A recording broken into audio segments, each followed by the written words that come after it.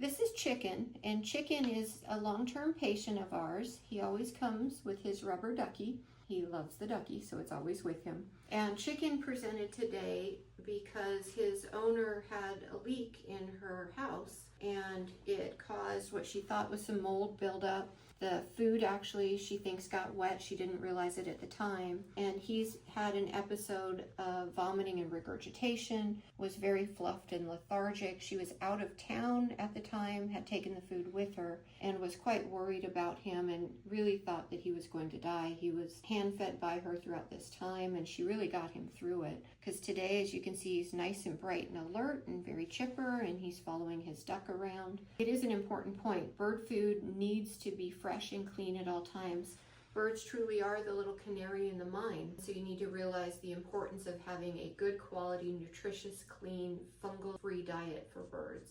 And a lot of people will buy bulk food off the internet, and they don't realize that this food has been stored in warehouses, sometimes for months, and may actually be contaminated, may have lost a lot of nutrients. Not the best idea. So you should buy bags that are appropriate to the size of your bird, so you're using them up in a reasonable time frame and getting fresh foods. And hello, I'm Dr. Pat with Little Critters Veterinary Hospital, and I've been a practicing exotic veterinarian for 25 years now. And on this channel, we try to show you tips and tricks and as much information as we can to make you a better pet owner, and hopefully you can spread the word and like and share. So regarding the duck, this is his favorite toy and he loves it. However, there are issues here which he's aware of, and the owner is as well, and she's very cautious. In general, when birds are fascinated with an object or toy, they will display reproductive behaviors towards those toys, and it could stimulate aggression and more reproductive changes. In females, we worry about them becoming hormonal and egg laying when they really love a toy,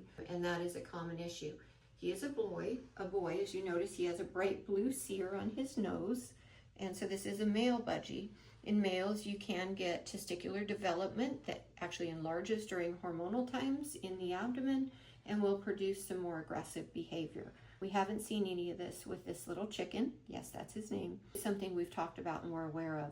The other thing with any toys that we're chewing on or obsessing over is we have to be careful, because if they're not made for animals, and sometimes even if they are, they may have colorants and dyes and chemicals, heavy metals in them that can be unsafe for birds. So you have to be very cautious with anything your bird's actually actively chewing on. And this little man is a fully flighted budgie, and you can see he's in excellent feather, so he may decide to fly around the room. His story. Overall, he's very good. His physical exam was very normal today. We have recommended an avian profile just to make sure we don't have any inflammation. One of the things we worry about with fungal infections is an air sacculitis or inhaled fungus into the lungs. There's no evidence of that on the physical exam, which is very good news. We are watching his weight very closely, and I do have owners do that very routinely at home. It's a really good idea if you have birds at home to get a little food scale and weigh them regularly so you know what normal is. Because oftentimes this first sign of a problem is going to be them dropping weight before you even notice an appetite problem. So we're going to be preventative, get some proactive labs, make sure nothing else is going on, and then watch him pretty carefully at home. And of course, he's had a fresh diet change. And he is a pretty typical budgie in that he still really likes seeds. And so we've continued to work on trying to upgrade his diet and talked about things like trying to get him on a pellet diet, on CHOP, on veggies, and a diversity of color and flavors and nutrients in the diet with vegetables. This can be challenging. Budgies in particular can be pretty stubborn, and again, it's not that they don't like the food, it's that they often don't know it's food, and so we present the foods in many different ways. We have some other videos discussing these if you look at our channel, but in general, I'll try to add the pellet first thing in the morning, so when they're most hungry, we'll put pellets in the food bowl, leave it for 10 or 15 minutes. If he's not eating it, I'll switch that out with seeds. We never allow him to go hungry. Occasionally, I've done pellets with a little tiny drop of fruit juice that is diluted, so there's almost no sugar there,